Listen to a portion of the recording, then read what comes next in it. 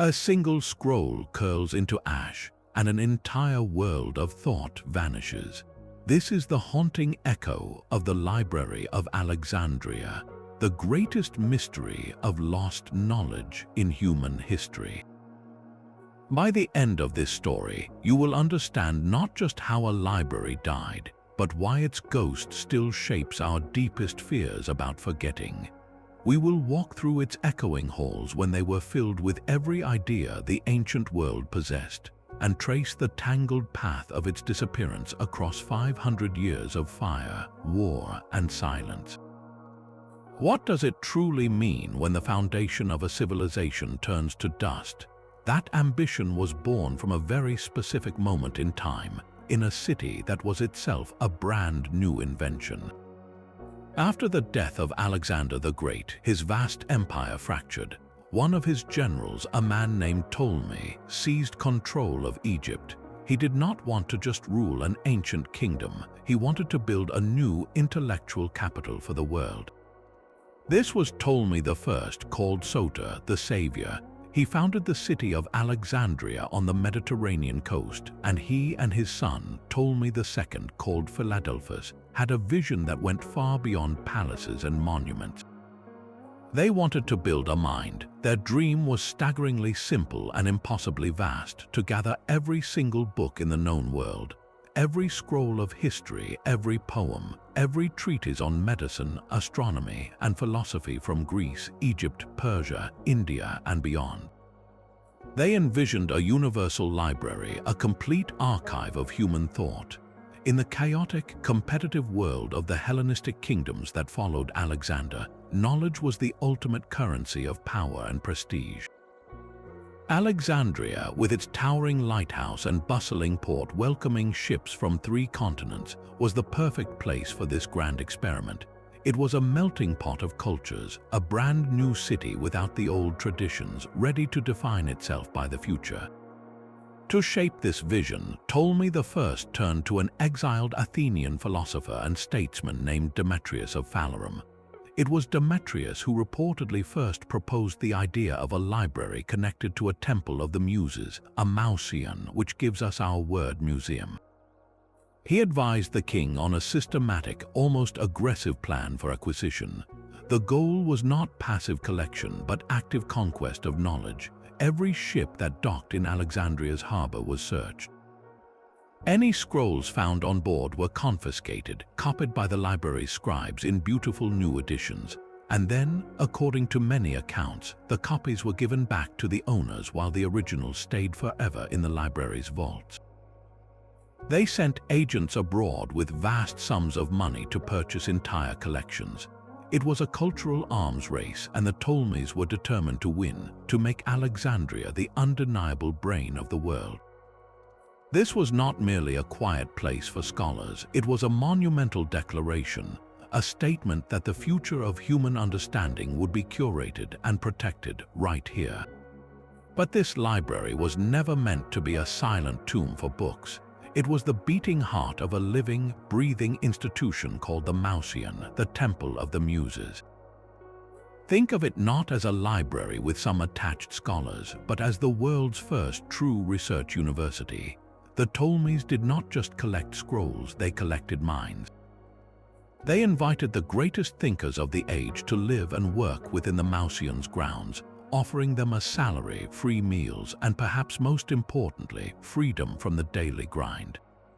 For the first time in history, a state funded pure intellectual pursuit. A mathematician could spend years on a single problem. A poet could revise a single line for months.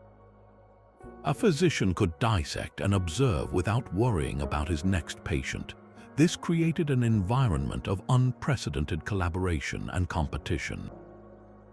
The library's vast collection was not an end in itself, it was the fuel. A scholar studying the stars could pull Greek astronomical charts alongside Egyptian observations made centuries earlier. A geographer could compare a dozen conflicting maps of the known world, trying to synthesize a new truth. The process was a beautiful, self-sustaining cycle. The scholars used the library's knowledge to make new discoveries, and those new discoveries were then written down, copied by the library's scribes, and added to the shelves, enriching the collection for the next generation of thinkers. It was a perpetual motion machine of the mind. This is where legendary figures like Euclid organized the principles of geometry, where Archimedes likely studied and conceived his revolutionary machines, and where the astronomer Aristarchus first proposed the radical idea that the Earth revolved around the Sun. The Mouseion turned raw information into processed, tested, groundbreaking knowledge. So the real tragedy of Alexandria is not merely the loss of scrolls, but the silencing of that conversation, the stopping of that machine. It was the destruction of a system designed to make humanity smarter forever. This hunger for scrolls became a kind of state-sponsored obsession. The Ptolemies did not wait for knowledge to come to them, they sent out hunters. Their most famous and aggressive policy targeted the very lifeblood of their city, its port. A royal decree mandated that every single ship docking in Alexandria be searched, not for contraband spices or gold, but for books. Any scrolls found were immediately confiscated and taken to the library. There, an army of scribes would work feverishly to create beautiful, accurate copies. Then, according to many ancient accounts, these new copies were given back to the ship's captain, while the original, often older and more valuable scroll remained forever on the shelves of the great library. It was a polite, bureaucratic theft, exchanging a replica for a treasure.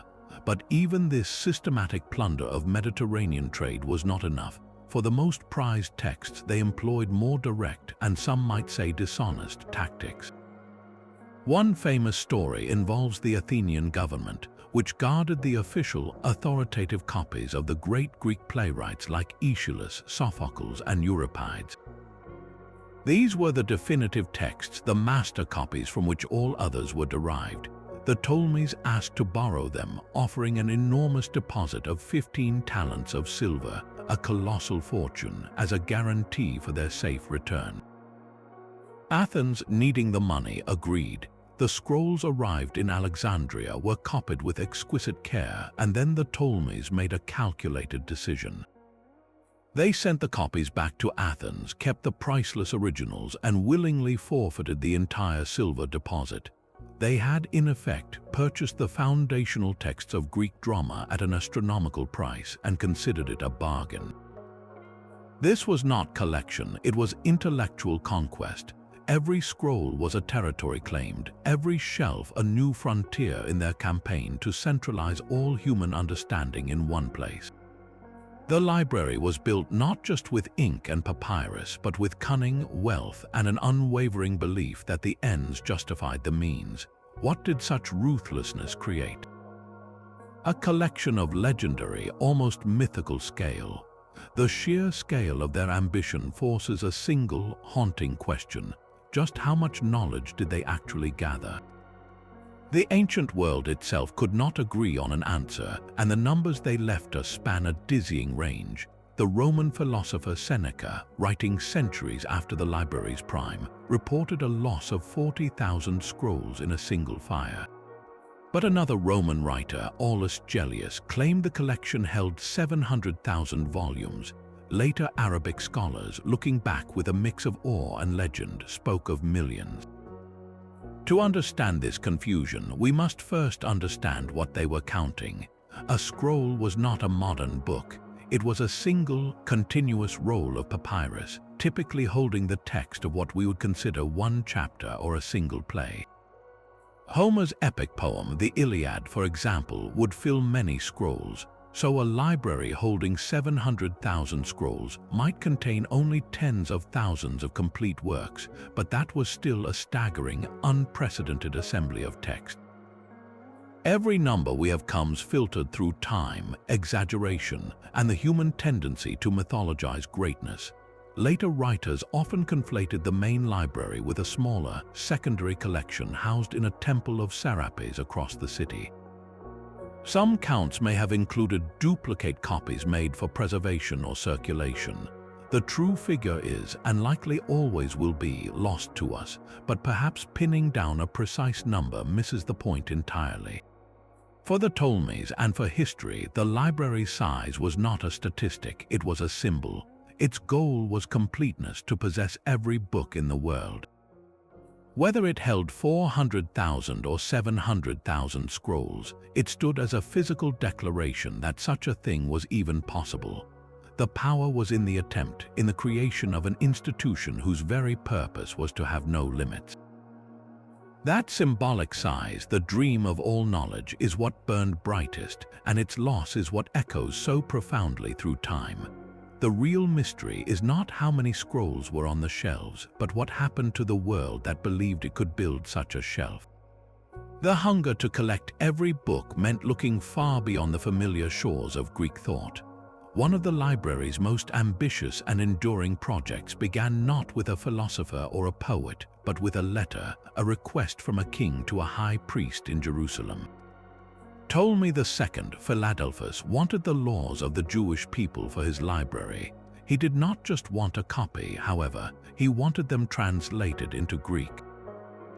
This was the genesis of the Septuagint, a name meaning 70, after the legendary 72 scholars who, according to tradition, worked in separate cells and miraculously produced 72 identical translations. The story is wrapped in legend, but the reality of the project is a stunning testament to the library's scope. It was a formal, state-sponsored effort to bridge two completely separate worlds of knowledge, to take the sacred texts of a monotheistic religion and render them into the language of Homer and Plato. This was not a casual act of scholarship, it was a monumental act of cultural synthesis. The library's directors recognized that to possess all the world's knowledge, they had to engage with traditions utterly foreign to their own. They saw value in the wisdom of the Hebrews, a people with a deep, ancient, and profoundly different intellectual lineage. The translation project forced an incredible meeting of minds. Greek concepts had to be found for Hebrew ideas that had no direct parallel. The very name of God, the unpronounceable Tetragrammaton, had to be approached with a reverence that Greek philosophy did not inherently possess. The result was a new text, the Septuagint, that became a cornerstone of Western civilization. By placing Jewish scripture into the common language of the Mediterranean, the library did something its Ptolemies likely never foresaw. It facilitated the explosive spread of Jewish thought and later provided the very scriptural foundation for early Christianity. The apostles and early church fathers quoted from the Septuagint, not the Hebrew original. In a very real way, the Library of Alexandria, a pagan institution built by Greek kings in Egypt, became an unwitting midwife to a religious revolution that would eventually sweep away the ancient world it sought to catalogue. The scrolls they so carefully copied and shelved carried ideas far more powerful than they knew, ideas that would outlast the library's very walls. Among the brilliant minds drawn to this sanctuary of thought, one man's work perfectly captures the library's spirit of connected knowledge. His name was Eratosthenes of Cyrene, and he was a polymath, a master of many disciplines who eventually rose to become the library's chief librarian. His story is not just about a single discovery, but about how the library's vast, cross-referenced collection allowed a single thinker to see the world in a new, unified way. Eratosthenes was a geographer, a poet, a mathematician, and an astronomer all at once. He understood that to solve a grand puzzle, you needed pieces from every shelf. His greatest achievement began with a curious bit of information he found in the library's archives. A simple observation recorded about the distant Egyptian city of Sin, now called Aswan. On the summer solstice at noon, the sun shone directly overhead. A vertical stick would cast no shadow, and sunlight would illuminate the very bottom of a deep well. Eratosthenes knew that in his own city of Alexandria, some 500 miles to the north, this did not happen. Sticks still cast shadows at noon on that same day. The sun's rays were arriving at an angle, From this single difference, a man with the right mind and the right resources could ask an extraordinary question. Could he measure the entire Earth? Using the library's resources, he likely consulted texts on geometry, particularly the work of Euclid, which explained the properties of angles and circles. He understood that the difference in the shadow's angle between the two cities represented a fraction of the Earth's full 360-degree circle. He then needed an accurate measurement of the distance between Mouseion and Alexandria. Here, he probably relied on the detailed surveys conducted for the Egyptian state, records housed in the very library he oversaw. He hired professional pacers, men trained to walk in equal strides, to measure the distance as accurately as possible. The result of his calculation was breathtakingly precise. He concluded the Earth's circumference was approximately 252,000 stadia. Depending on which standard for a stadion is used, his figure is within 1 to 15% of the modern measurement. He did this over 2,000 years ago without leaving Egypt, by connecting a scrap of local knowledge with the universal principles of geometry, but he did not stop there. He used this understanding to create a revolutionary map of the known world, incorporating a grid of lines he called latitude and longitude, allowing any place to be located by its coordinates. Eratosthenes was the living embodiment of the library's purpose. He took a fragment of data from a well in Mouseion, blended it with Greek geometry and Egyptian land surveys, and produced a new, fundamental truth about our planet. His work was a symphony played on instruments gathered from every corner of the collection. Yet among the scrolls in Alexandria, some ideas were so radical they seemed to leap centuries ahead of their time. This is the story of Aristarchus of Samos, a quiet astronomer who dared to look at the heavens and propose a truth so unsettling it was almost forgotten. While his contemporaries placed the Earth firmly at the center of the cosmos, Aristarchus, using careful geometric observations, suggested something profoundly different. He argued that the Sun, not our planet, was the fixed center around which the Earth and other planets revolved. He even proposed that the Earth spun on its own axis once a day, explaining the daily motion of the stars.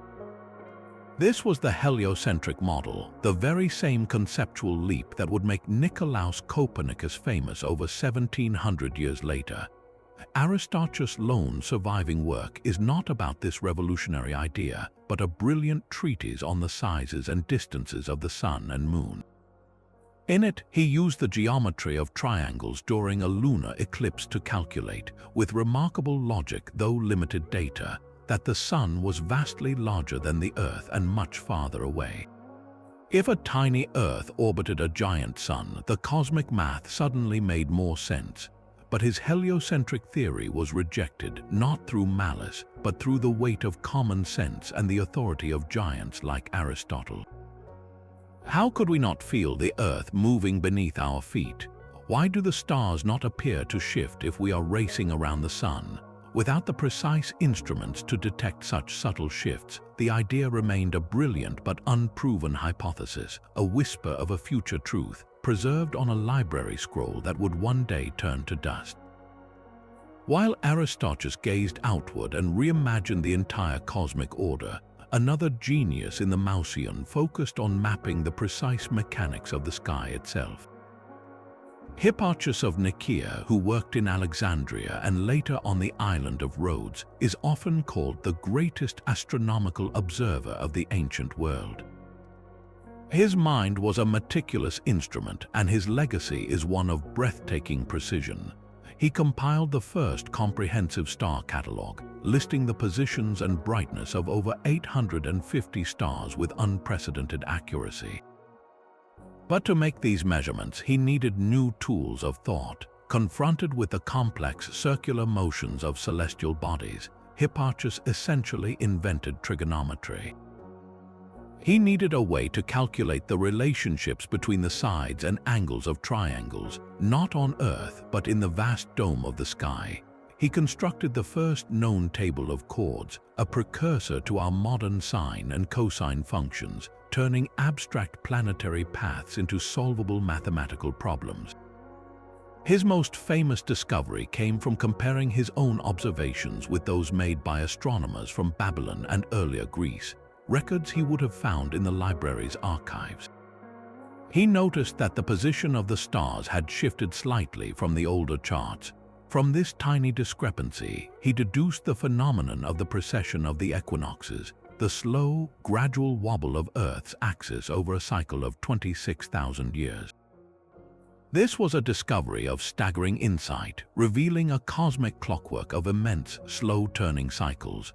The work of Aristarchus and Hipparchus represents the two soaring pillars of the library's intellectual achievement, radical theory and painstaking observation. One dreamed of a new cosmos, the other measured the old one with such exactness that his data would remain unmatched for over 1,000 years. Their stories show us the true height ancient science reached within those walls, a height from which the long, slow decline would feel all the more vertiginous.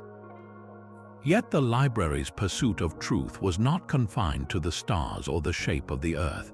It turned its gaze inward to the most intimate mystery of all, the human body.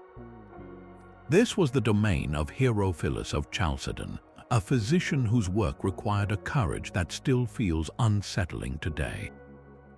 In a culture where the body was considered sacred and inviolable after death, Herophilus received a unique and controversial privilege from the Ptolemaic kings, permission to dissect human cadavers, and according to some ancient sources, even to perform vivisections on condemned criminals. The ethical shadow over this work is long and dark, but from it emerged the first clear map of our inner universe. Before Herophilus, medicine was shrouded in guesswork and philosophical speculation. He replaced myth with meticulous observation. By carefully cutting and comparing, he made stunning, foundational discoveries. He was the first to distinguish nerves from tendons, understanding that nerves were the pathways of sensation and motion. He traced the branching patterns of the nervous system, described the anatomy of the eye, the liver, and the reproductive organs with a precision never before seen. He identified the brain, not the heart, as the center of intelligence, a revolutionary idea at the time. His work created the very language of anatomy. Terms like duodenum, which he named for its length of 12 finger widths, are still used by doctors today. Herophilus turned the human body from a sacred black box into a comprehensible, if infinitely complex, machine. His legacy is a haunting duality, a foundation of modern medicine built upon a deeply troubling method, a testament to the library's unwavering and sometimes ruthless commitment to see what was truly there.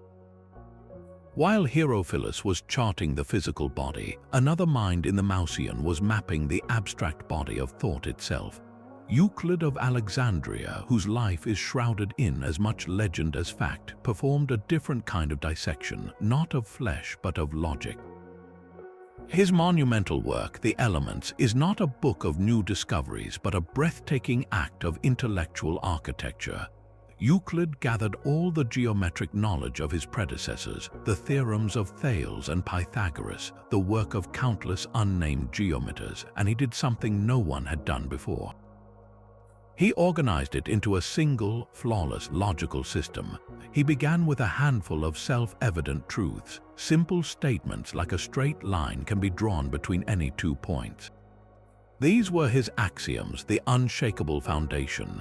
From these few starting blocks, using ironclad rules of deduction, he built proposition upon proposition, theorem upon theorem, until he had constructed an entire, self-contained universe of geometry.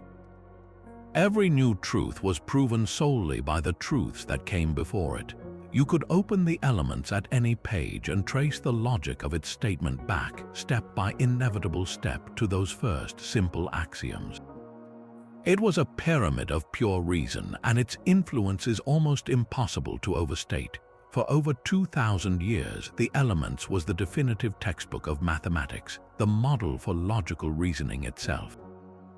Philosophers, scientists, and thinkers like Isaac Newton and Baruch Spinoza modeled their own work on its deductive structure. It taught generations that the universe could be understood through orderly, step-by-step proof. Euclid's legacy was not a single flash of insight, but the creation of the very framework for clear thinking. Together, Herophilus and Euclid embody the library's dual mission to explore the tangible world of flesh and blood with fearless observation, and to construct the intangible world of ideas with unassailable logic. One gave us the map of our bodies, the other gave us the compass for our minds. But all these brilliant ideas, from Euclid's geometry to Herophilus's anatomy, lived on a fragile, physical object. To understand what was truly lost, we must hold one in our hands, at least in our minds. The primary vessel of knowledge in Alexandria was the papyrus scroll. This was not paper, but something more alive, woven from the very landscape of Egypt. It began as a tall, triangular-stemmed reed called cypress papyrus, thriving in the muddy banks of the Nile.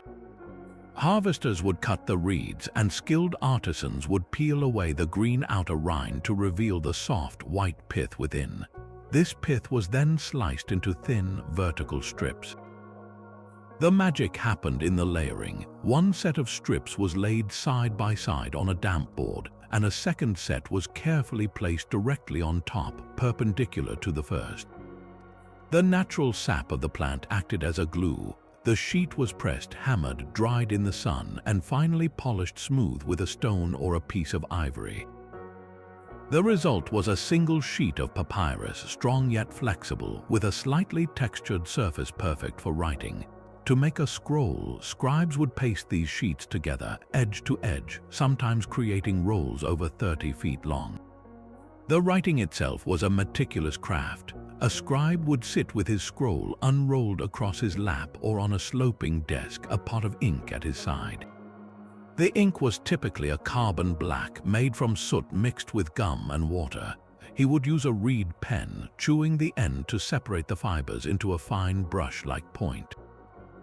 He wrote in narrow, uniform columns, leaving generous margins, his hand moving in quick, practiced strokes from right to left. Mistakes were scraped away with a knife, leaving the surface slightly rougher for the correction. When finished, the scroll was rolled around a central wooden rod called an umbilicus, with a protective tag attached to the end for identification. In the library, these precious rolls were stored upright in labeled buckets or on deep shelves, like bottles of wine holding vintages of thought.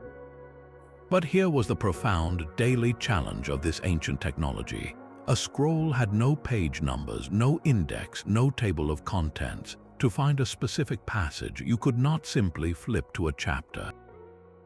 You had to physically unroll the scroll, scanning column after column, your eyes hunting for a key phrase while your hands carefully managed the unwinding roll and the still rolled portion. It was a slow, tactile, intimate dance with the text. For the librarians of Alexandria, tasked with organizing hundreds of thousands of these nearly identical cylinders, the job was Herculean. They had to devise a system, creating catalogs that listed a work's title, author, and perhaps the opening line, then physically knowing which bucket or shelf held that specific scroll.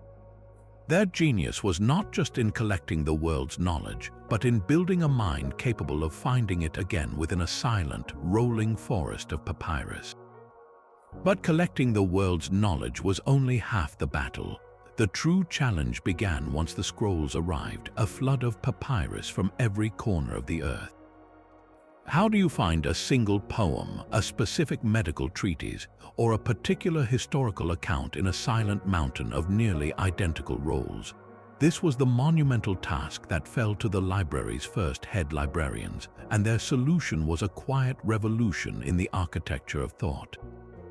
The earliest known chief librarian was a scholar named Zenodotus of Ephesus, a man remembered for his meticulous work on the texts of Homer. He began the painstaking process of standardizing the epic poems, comparing different versions line by line to try and establish a definitive text. His work was that of a foundational editor, bringing order to the chaos of copied manuscripts, but it was his successor, Callimachus of Cyrene, who truly grasped the scale of the problem and built a system to solve it. Callimachus was not just a librarian, he was a poet and a critic of formidable intellect, and he understood that a library without a map was a labyrinth. His life's work became the creation of that map, a monumental catalogue he called the Pinax, a Greek word meaning tables. The Pinax was not a simple list of titles. It was a comprehensive, systematic bibliography of the entire library's holdings, a work of staggering ambition that aimed to make the collection not just a storehouse but a usable tool. Callimachus organized the scrolls by literary genre, creating broad categories like epic poetry, lyric poetry, history, philosophy, medicine, and rhetoric. Within each genre, he then listed every author alphabetically. For each author, he provided a brief biographical sketch and then a complete list of their works, carefully noting the opening line of each text, its total number of lines, and even sometimes a short critical comment. Think of it, in a world without search engines, without even consistent page numbers, this catalogue was the key to the kingdom. A scholar from Rhodes searching for a specific treatise by a minor philosopher no longer had to wander the shelves hoping to recognize a tag. He could consult the Pinax, find the author's name, see a list of all his works, and then be directed to the precise bucket or shelf where that scroll was stored. It transformed the library from a passive archive into an active, navigable mind. This systematization was, in its own way, as revolutionary as the collection of the scrolls themselves. Callimachus was not merely making a list, he was imposing a new intellectual order on the chaotic universe of human expression. He was creating the very concept of bibliography, the idea that knowledge could be categorized, compared, and retrieved. The Pinax became the blueprint for how libraries would organize themselves for centuries to come. It acknowledged a profound truth that information is only powerful if it can be found. The work of Zenodotus and Callimachus represents the second, quieter pillar of the library's greatness. The Ptolemies provided the ambition and the wealth to gather the world's words, but these first librarians provided the intellect and the method to make those words speak to one another. They built the index for the mind of antiquity, and in doing so, they gave us the first model for how humanity might try to remember itself. Yet for all its grandeur, Alexandria's library did not stand alone. Its very success sparked the creation of a brilliant rival, born from the ambition of another powerful dynasty. Across the Aegean Sea, in the wealthy city of Pergamum, the Attalid kings watched Alexandria's rise with a mix of admiration and competitive fire. They decided if Egypt could have a brain, then Asia Minor would have one too. They poured their vast wealth, earned from silver mines and a thriving textile trade, into building a library meant not just to emulate Alexandria but to challenge its supremacy. The two institutions became locked in a silent, high-stakes duel for the title of the world's greatest collection. Scholars were poached, rare texts were bid for at exorbitant prices, and the prestige of an entire kingdom seemed to rest on whose shelves held more wisdom. This was not merely a scholarly contest, it was a geopolitical one, a cold war of culture where scrolls were the weapons and librarians were the generals. The rivalry grew so intense that it eventually triggered a dramatic and unexpected crisis in the very material of knowledge itself. The Ptolemies, determined to maintain their advantage, took a drastic step. They declared an embargo banning the export of Egyptian papyrus to Pergamum. It was a brilliant, cutting move. Without papyrus, the lifeblood of all book production, how could their rivals possibly continue to expand their library? The scrolls of Pergamum, they hoped, would simply run out of space to write. It was an attempt to strangle a competitor by cutting off its supply of thought. But the kings of Pergamum refused to surrender. Faced with a papyrus shortage, their craftsmen and thinkers were forced to innovate, to look for a new writing surface closer to home. They turned their attention to an older, more durable, but far more labor-intensive material, animal skins. For centuries, peoples across the Near East had prepared and scraped skins for writing, but the process was crude, the results uneven. The Pergamenes refined this art to a level of perfection never before seen. They used sheepskin and calfskin, meticulously soaking, liming, scraping, and stretching the hides over frames. They then dried them under tension and polished the surfaces with pumice stone to create a smooth, uniform, incredibly strong sheet. This new material was called Charta Pergamena, parchment of Pergamum, which gives us our word parchment. It was a revelation. Unlike brittle papyrus, which could crack and fray, parchment was flexible and tough. It could be written on both sides, folded, and even washed and reused. Most importantly, it did not depend on the Nile's reeds. It could be produced anywhere there were herds. The Egyptian embargo had backfired spectacularly. In trying to cripple their rival, the Ptolemies had accidentally spurred the creation of a superior technology, one that would become the dominant medium for preserving knowledge throughout the Middle Ages and beyond. The great libraries were not just repositories of ideas, they were engines of innovation, and their competition reshaped the physical tools of civilization itself. The race for scrolls had just changed the very page it was written on. Yet the very competition that spurred innovation also revealed a deeper vulnerability. A library built by royal decree depends utterly on the favor of kings. The golden age of the Ptolemies could not last forever. By the 2nd century before the Common Era, the dynasty that had founded the Mouseion was beginning to rot from within. The later Ptolemies were often less interested in philosophy than in palace intrigue, consumed by bitter dynastic strife, sibling rivalries, and murderous power struggles that turned the royal court into a gilded cage of suspicion. This internal decay happened against a backdrop of immense external pressure. The rising power of Rome, a military and political juggernaut from the West, began to cast a long shadow over the entire Mediterranean. Egypt, rich in grain and strategically vital, was becoming a prize eyed hungrily by Roman senators and generals. In this atmosphere of uncertainty and slow decline, the great library faced its first and perhaps most insidious threat, not a dramatic fire but a quiet withering. The generous state funding that had supported the scholars, paid for scribes, and financed book hunting expeditions likely began to dry up. A king fighting a civil war against his sister or scrambling to pay tribute to Rome has little gold to spare for a mathematician contemplating the nature of prime numbers. The Mouseion, this sanctuary of pure thought, was a luxury, and luxuries are the first things abandoned in a crisis. Scholars may have left for more stable patronage elsewhere. The aggressive acquisition of new scrolls from distant lands probably slowed to a trickle, then stopped. Maintenance of the building itself, the careful recopying of aging papyrus before it crumbled, the very daily rhythms of preservation, all would have suffered from simple neglect. This is the crucial starting point for understanding the library's end. Long before any legendary blaze, the institution began a slow fade. Its physical walls may have still stood, but its lifeblood, the constant flow of money, attention, and intellectual energy, was being steadily drained away by a kingdom that was losing its way.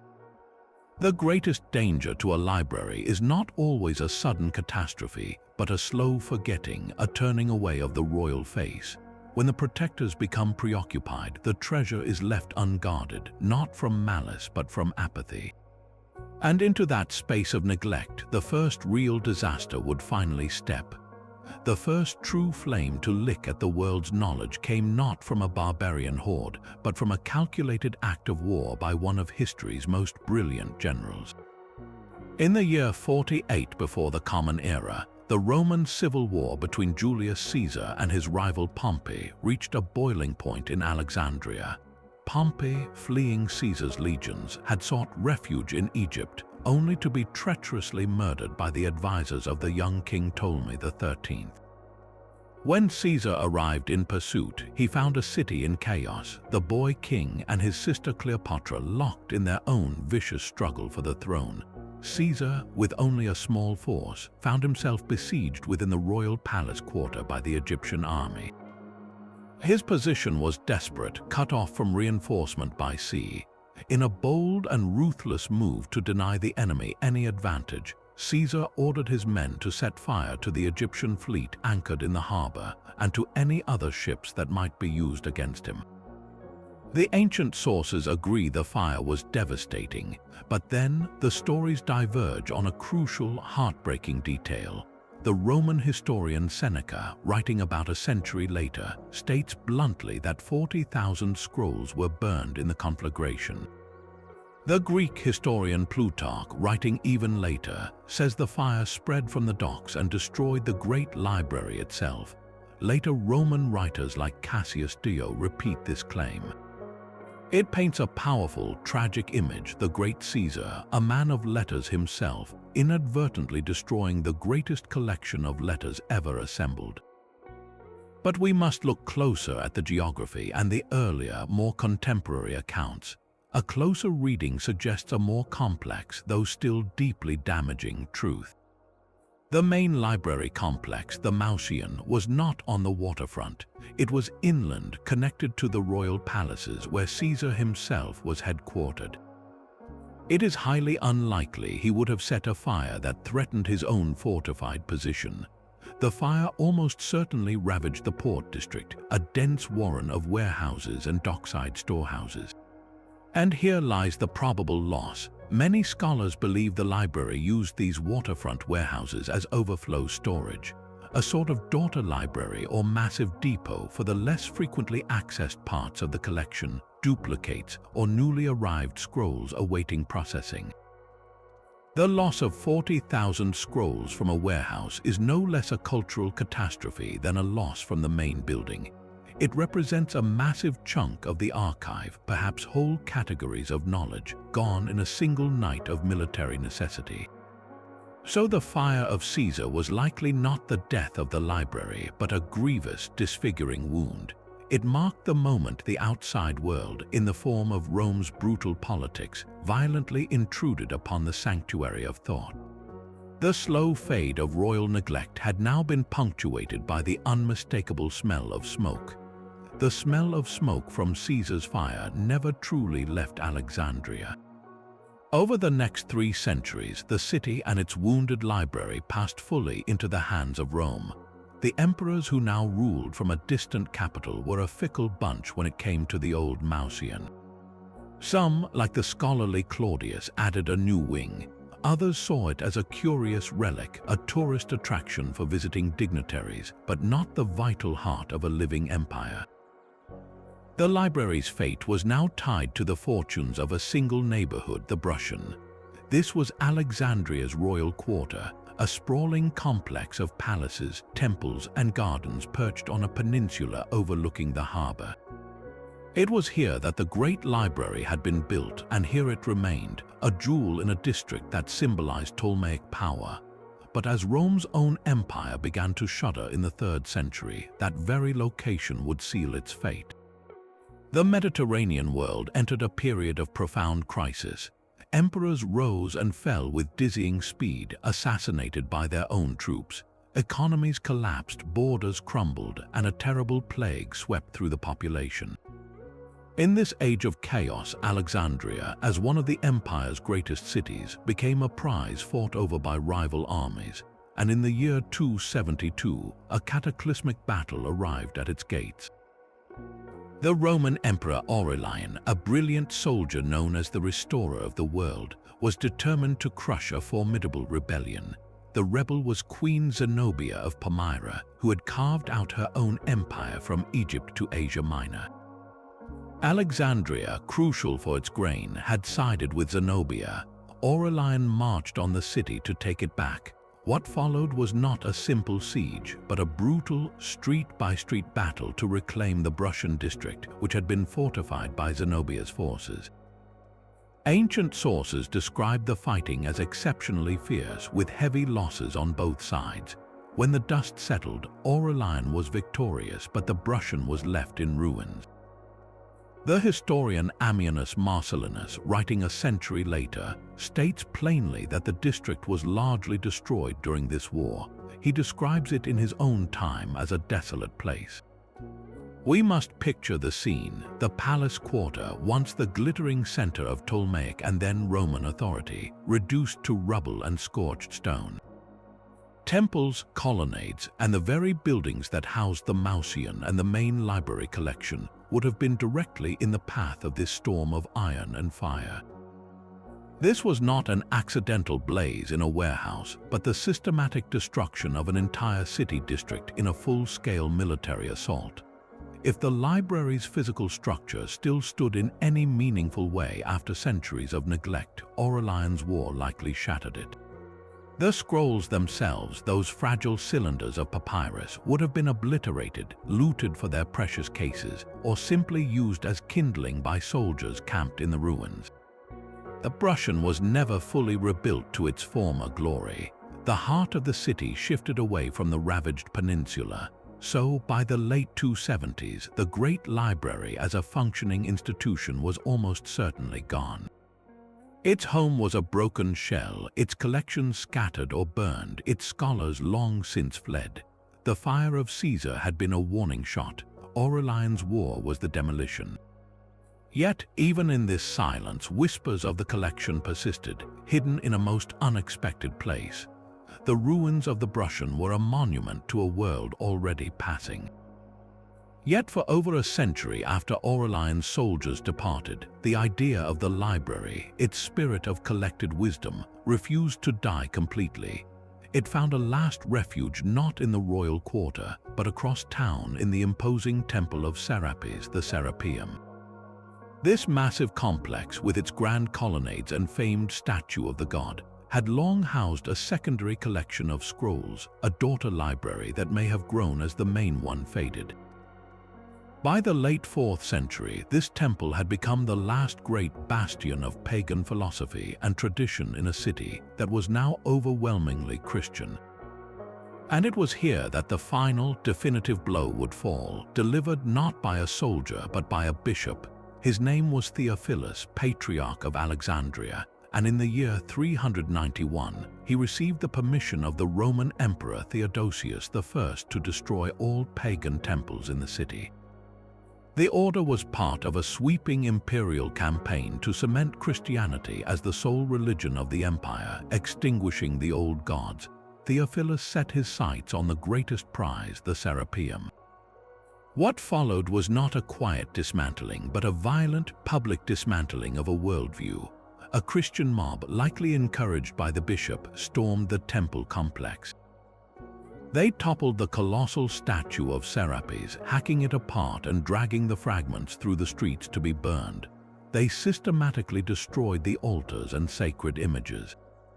And within the temple precincts, they would have encountered the remaining shelves and storage rooms of the secondary library.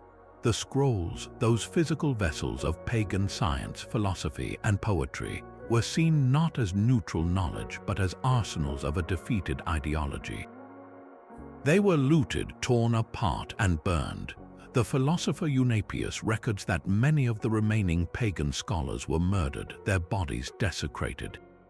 The event was a cultural lynching, a deliberate and symbolic annihilation.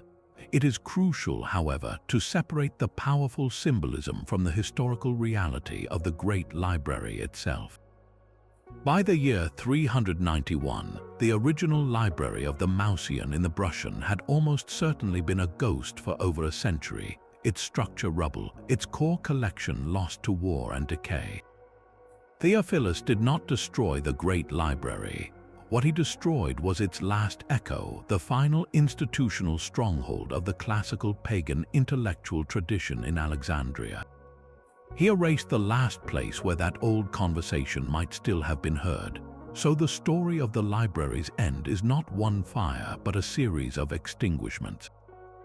First, the slow dimming of royal patronage, then the violent wound of Caesar's fire in the warehouses, then the catastrophic demolition of its home in Aurelian's War.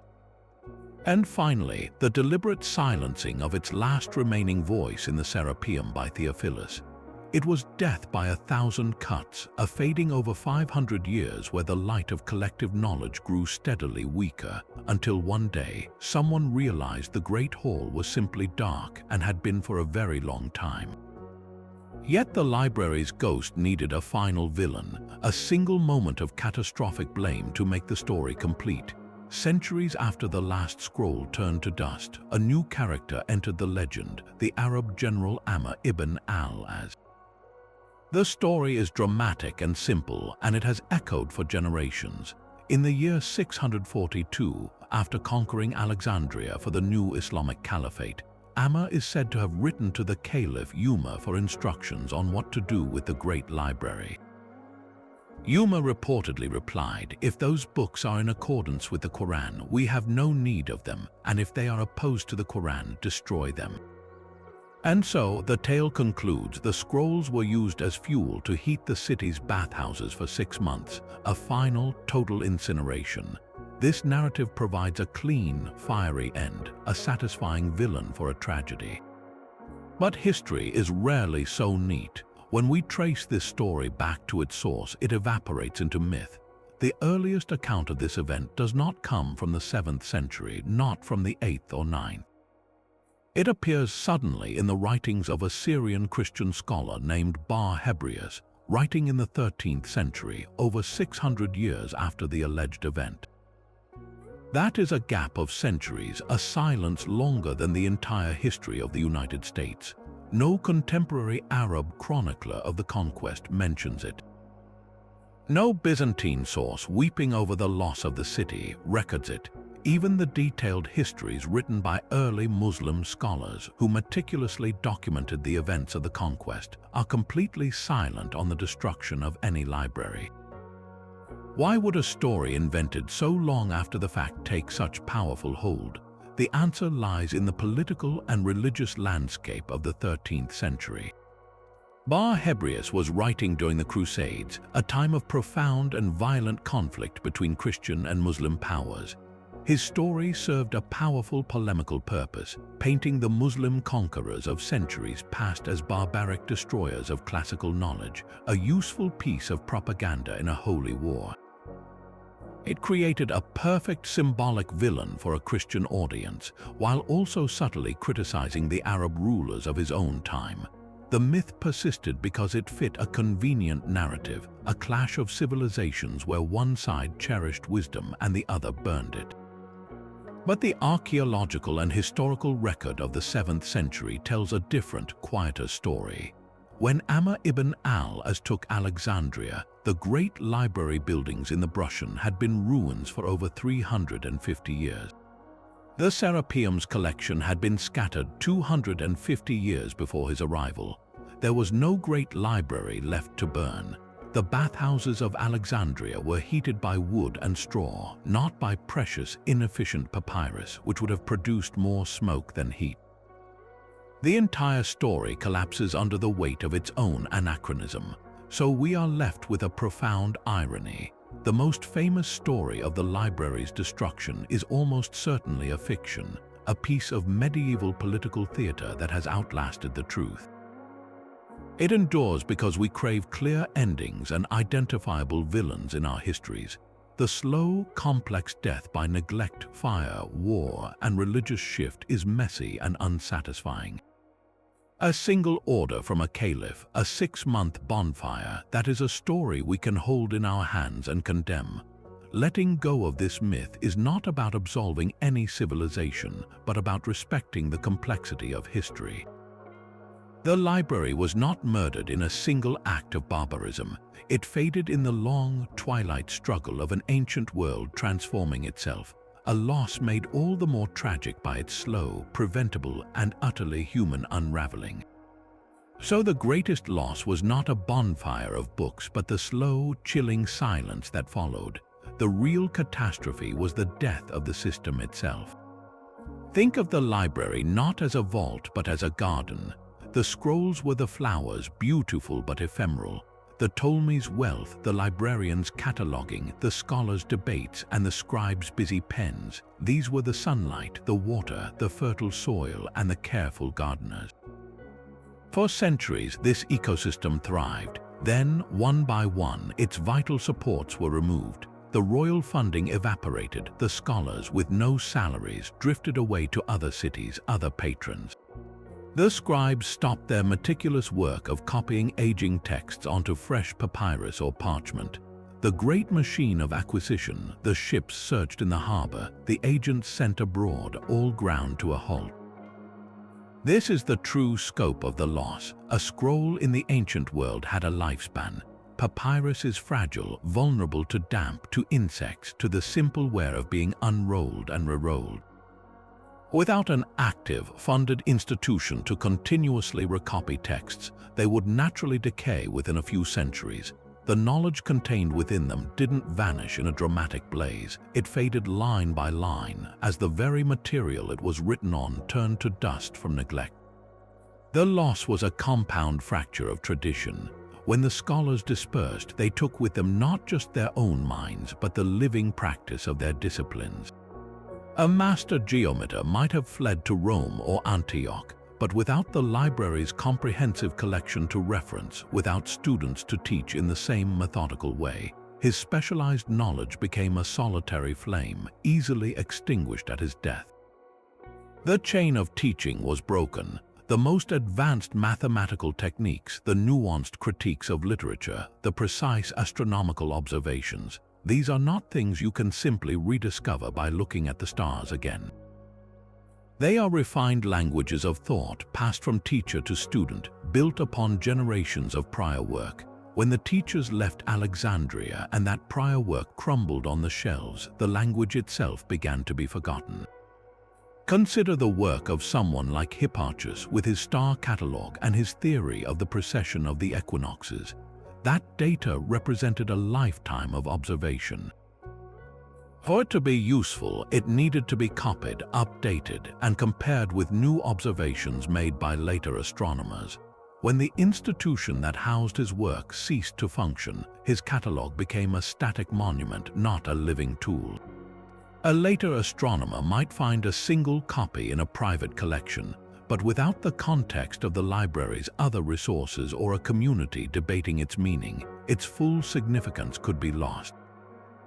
It might be seen as a curiosity, not as the foundation for the next leap forward.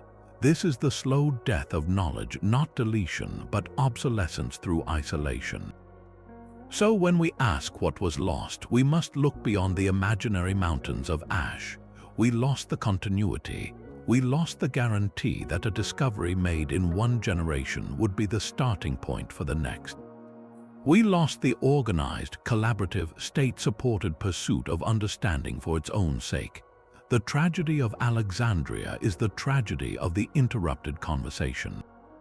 For a few brilliant centuries, humanity had built a room where that conversation could happen across disciplines and across continents. Then the room was abandoned, the voices scattered, and the notes of the discussion were left to rot in the corner. The silence that followed set back the clock of human comprehension by 1,000 years. What might have been discovered if that conversation had never stopped? But the silence was never total. The library's greatest legacy was not in the scrolls it hoarded, but in the ideas it set free. Its true, lasting function was as a massive copying and distribution center, a kind of ancient intellectual lighthouse, beaming signals of knowledge out into the Mediterranean world. For every original scroll that was kept, a new copy was created. Those copies did not stay in Alexandria. They traveled. They were carried by scholars returning home, gifted to foreign rulers as diplomatic treasures, or sold to wealthy book collectors in Rome, Antioch, and Athens. The library's most vital works survived precisely because they escaped its walls before the walls themselves crumbled. This is the library's ghost in the machine, a counter-narrative of hope. The physical collection may have been scattered and lost, but its intellectual DNA was replicated and embedded in cultures far beyond Egypt. The survival of a text like Euclid's Elements is the perfect testament to this. When the lights went out in Alexandria, copies of Euclid's masterpiece were already circulating widely. They were studied and preserved by Byzantine scholars in Constantinople, who saw in its logical purity a reflection of divine order. Centuries later, these Greek texts were translated into Arabic by scholars in Baghdad's House of Wisdom. who not only preserved them but expanded upon their ideas, giving us the Arabic numerals and algebraic concepts that would later fuel the European Renaissance. The Arabic translations were then translated into Latin in places like Toledo, Spain, reintroducing Euclid to a Europe that had largely forgotten him. So the book you might have struggled with in a geometry class exists today because of a fragile, unbroken chain of copying that began in the scriptorium of the great library. It survived not as a single precious object but as 1,000 echoes. The same is true for works by Aristotle, Archimedes, and Galen. Their survival is a story of migration, translation, and sheer luck. A monk in a remote monastery might painstakingly copy a crumbling Latin manuscript that was itself a translation of an Arabic text that was a translation of a Greek original that once sat on a shelf in Alexandria. At each step, the text was vulnerable to fire, flood, neglect, or censorship. That any made it through is a minor miracle. This ghostly lineage means that fragments of the library's collection are still with us, scattered like stars across the global sky of knowledge. They live in the vaults of the Vatican, in the archives of Istanbul, and in the pages of every modern edition of ancient philosophy. The library did not vanish, it simply dissolved into the bloodstream of human thought. Its ambition to collect all the world's books failed, but its deeper purpose to propagate and preserve knowledge succeeded in ways its founders could never have imagined. The conversation was not ended, it was merely handed off, whispered from one civilization to the next across the dark ages, waiting for the world to be ready to listen again. This ghostly lineage forces a difficult question. If the library's knowledge was scattered and survived in fragments, why does its burning still haunt us so deeply? The answer is because Alexandria is no longer just a historical event. It has become our most powerful metaphor for the fragility of knowledge itself. Every age has its own Alexandrias, its own moments where the collective memory of a culture proves terrifyingly vulnerable. During the War of 1812, British troops set fire to Washington, D.C., and the flames consumed the original Library of Congress, its 3,000 volumes of law, history, and science turning to ash in a single night. In the 20th century, the National Library of Bosnia and Herzegovina in Sarajevo was deliberately shelled during the siege, its 1.5 million books and documents burning for 3 days, an attempt to erase the cultural identity of a people. In our own century, libraries and archives from Timbuktu to Mosul have been targeted, their contents looted or destroyed because those in power understand that to control the future, you must first erase the past. These are not accidents of war, they are calculated acts of cultural murder. The pattern is ancient and chillingly familiar, a direct line from the ruined Prussian district to the smoldering shell of a university archive in a modern conflict zone. The physical vulnerability of knowledge has not changed, only the weapons used to attack it, but the metaphor has grown even more complex and perhaps more insidious in our digital age. We are now building the greatest library in human history, a global, instantaneous network of information that sits on servers and spins in the cloud. We call it the Internet, and it holds more data than the Ptolemies could have dreamed of in 1,000 lifetimes. Yet this new Alexandria is built on foundations of sand. Digital decay is a silent, constant threat. Link rot breaks the connections between ideas, leaving references pointing to empty space. File formats become obsolete, rendering documents unreadable as the software to open them vanishes. Servers crash, companies go bankrupt, and entire platforms disappear, taking vast troves of user-generated history with them. Think of the early days of the web, the personal homepages, the forums, the digital art. How much of that first decade of online culture is already gone, not from fire, but from simple neglect and technological turnover? Our knowledge is no longer stored on durable parchment or even on paper. but on magnetic platters and silicon chips that have a finite lifespan and depend on a vast, fragile infrastructure of power grids and international cables. A sophisticated cyber attack, a massive solar flare, or even a simple administrative error could wipe out decades of digital records in an instant. So we must look at our gleaming digital library and ask the hard question that history demands. Are we building a new Alexandria, a universal archive for the ages? Or are we, with breathtaking speed, repeating every one of its ancient vulnerabilities? We have centralized knowledge on corporate platforms we do not control. We have created records in formats that may not last a generation. And we have built a system where the conversation can be silenced not by the torch of a soldier, but by the flick of a switch or the expiration of a domain name. The ghost of Alexandria whispers to us from the past, a reminder that no repository of knowledge is permanent, and that the greatest threat is always the assumption that it will last forever. That ghost now walks among us in new, digital forms. The ancient dream of collecting all the world's knowledge has been reborn, not in stone and papyrus, but in silicon and light. Modern visionaries looking back at Alexandria have asked the same profound question: can we finally build a library without walls, a collection that is truly universal and permanent? The answer has spawned ambitious projects that are the direct heirs to the Ptolemies' vision, yet they operate on a scale those ancient kings could not comprehend. Consider the Internet Archive, a non-profit digital library founded by Brewster Kahle. Its mission statement echoes Alexandria's, but for the digital age, universal access to all knowledge.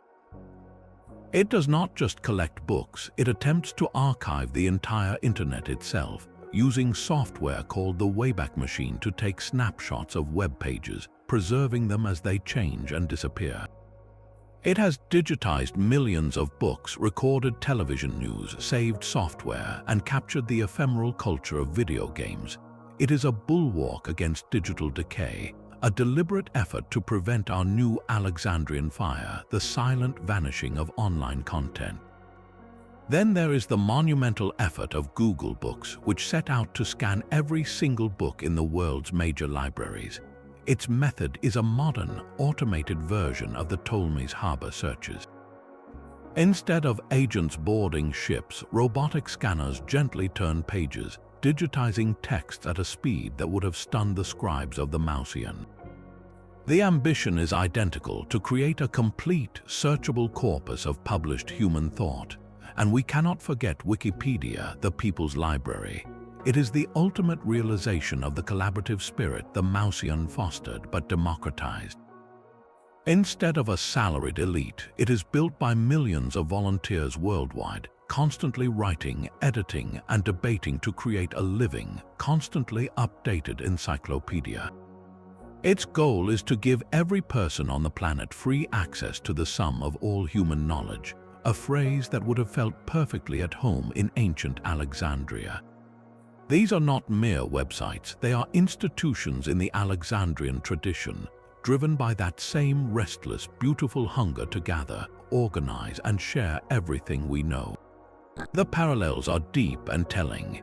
Each faces its own version of the ancient challenges. Where the Ptolemies dealt with papyrus embargoes from Pergamum, our digital librarians grapple with modern copyright law, a legal labyrinth that can lock away 20th century knowledge just as effectively as a royal decree.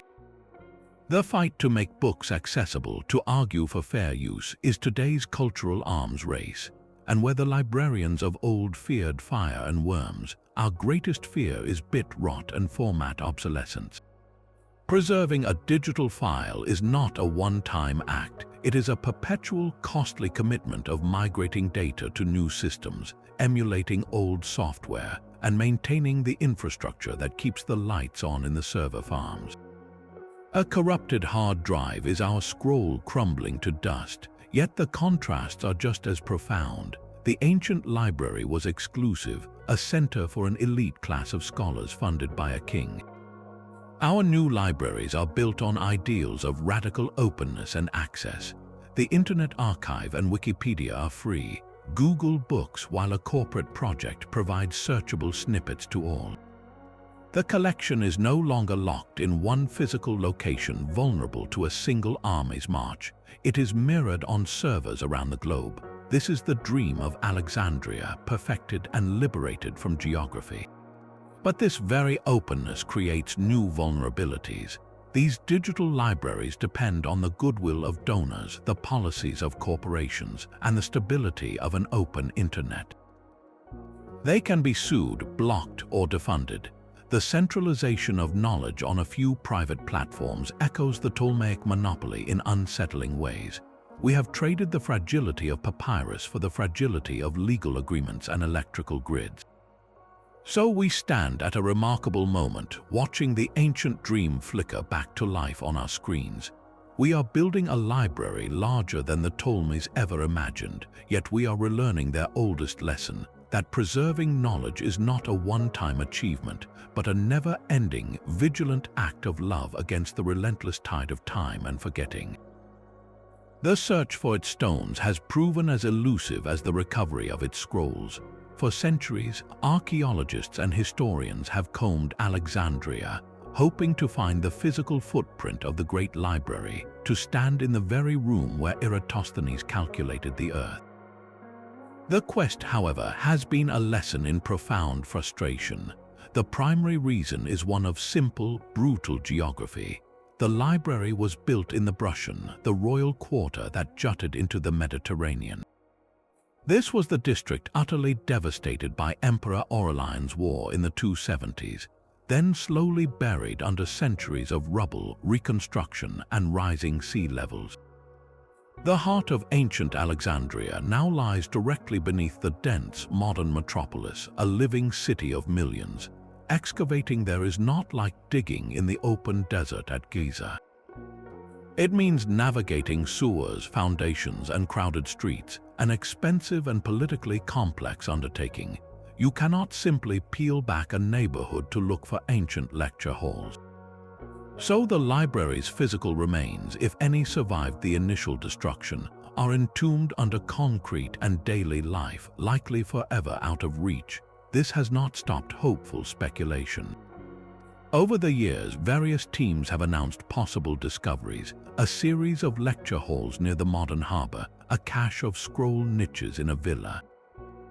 Each claim generates a flash of excitement, followed by cautious scholarly debate and ultimately a lack of consensus. The lecture halls are almost certainly part of a later Roman educational complex, impressive but not the Mouseion. The scroll niches could belong to any wealthy scholar's private collection. No inscription has been found reading Library of Alexandria, no grand mosaic of a muse pointing the way. The evidence is always fragmentary and open to interpretation, a collection of intriguing puzzle pieces that never quite complete the picture we desperately want to see. This enduring absence forces a crucial realization.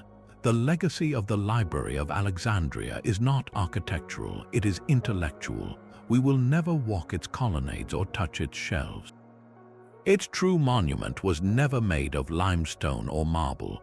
Its monument was the system it created, the model of a centralized, state-supported home for collaborative research that echoes in every modern university and institute.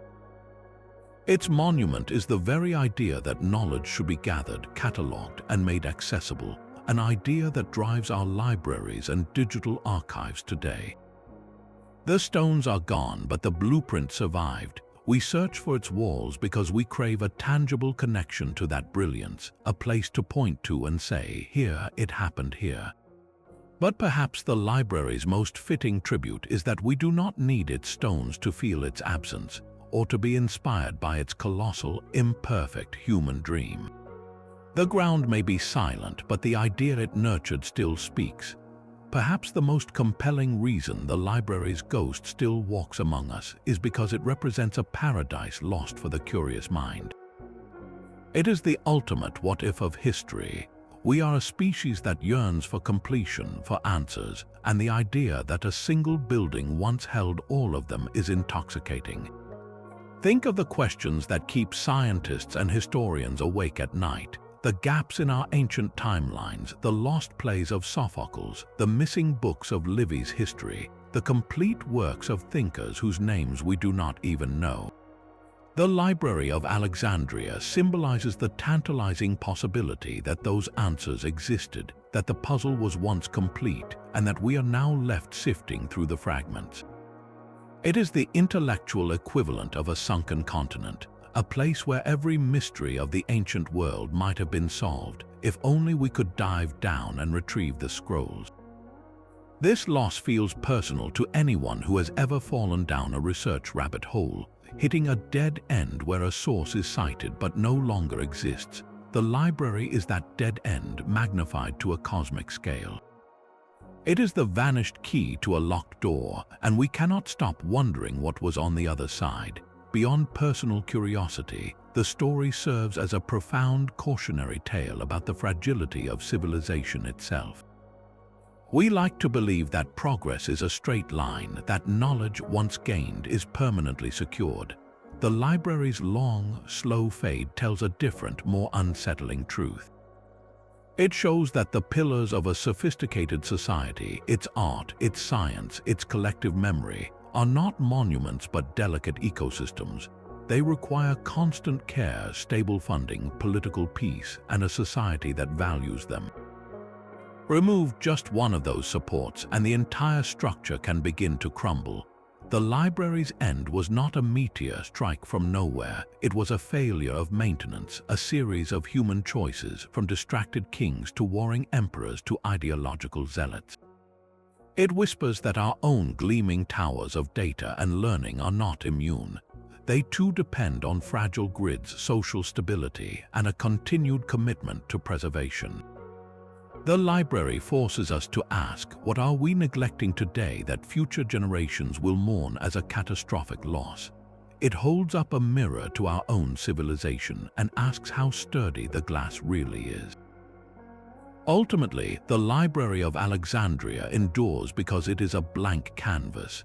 Its historical details are vague enough, its destruction process messy enough, that we can project our own deepest anxieties onto it. In every era, people have reshaped the story to reflect their contemporary fears. For medieval Christians, it was a parable about pagan wisdom destroyed by divine will or Muslim conquest. For Enlightenment thinkers, it was a symbol of reason crushed by religious superstition. In our modern, information-saturated age, we see it as a warning about data loss, about the vulnerability of digital archives to corruption or attack. We fear a digital dark age, and so we tell the story of the ultimate analog dark age. The library becomes a vessel for our existential dread about forgetting. In a world drowning in information but often starved of wisdom, the idea of a curated, complete collection feels like a lost utopia. Its mystery is more powerful than any single fact because it is not really about papyrus or fire. It is about the human heartbreak of coming so close to understanding everything, only to watch it slip through our fingers. The library's true story may be one of slow decay, but we need the myth of the Great Fire, the single catastrophic blame, because it gives a shape and a reason to a loss that is otherwise too vast and too terrifyingly mundane to comprehend. We are not mourning scrolls, we are mourning our own potential, and that is a ghost that never stops haunting. The library's story is not a simple tale of fire and ruin, but a 500-year-long sigh. It began with the breathtaking ambition of the Ptolemies, a dream to corral all the world's knowledge into a single, sunlit room. For a glorious span, that dream lived. Within the Mouseion's halls, the greatest minds of antiquity connected ideas across continents and centuries, measuring the earth, mapping the stars, and dissecting the very principles of logic and life. It was a golden age of connected thought, a conversation that echoed with genius, yet its end was not a dramatic, singular catastrophe. The Great Fire blamed on Caesar was a wound but not a death blow. The true demise was a slow unraveling, a complex fading born of royal neglect, devastating street battles like Aurelian's War, and the final ideological silencing of the Serapeum. The Library of Alexandria did not perish in a bang, but in a long, slow whimper of forgotten priorities. And that is perhaps the most important lesson it leaves whispering across the centuries. The greatest threat to our collective memory is rarely a single villain with a torch, but the gradual turning away, the decision that preservation is no longer worth the cost or the care. We now stand as the librarians of our own age, curating vast digital archives and fragile physical records. The ghost of Alexandria asks us a quiet, urgent question: what are we choosing to protect, to share, and to pass forward? It reminds us that knowledge is not a monument but a flame, and it requires a steady hand to keep it burning. In the comments, I would love to hear your thoughts. Which single lost work from those vanished shelves do you wish you could unroll and read today? That question about a single scroll is perhaps the most personal way to connect with this ancient loss. Thank you for joining me on this quiet journey through the echoes of the Library of Alexandria. If this exploration of soft-spoken history brought a forgotten world to life for you, I would be so grateful if you'd let me know by liking this video. It truly helps this channel grow. For more deep dives into the mysteries and quiet dramas of our past, please consider subscribing and ringing the bell so you won't miss our next investigation. I would love to continue this conversation with all of you down in the comments. Tell me, if you stood in those storied halls as the shadows grew long, which one scroll would you choose to save from the turning of the ages? Would it be a lost play by Sophocles, a complete history of Carthage, or perhaps a scientific text whose ideas were 1,000 years ahead of its time? Share your choice and your reason why. And if you're still in the mood for historical mystery, our story on the Voynich manuscript or the search for the tomb of Alexander might be waiting for you next. However the story of Alexandria ends in our history books, it continues in our shared curiosity. We are still, in our own way, gathering fragments, preserving whispers, and trying to keep the great conversation alive. Until next time, thank you for listening.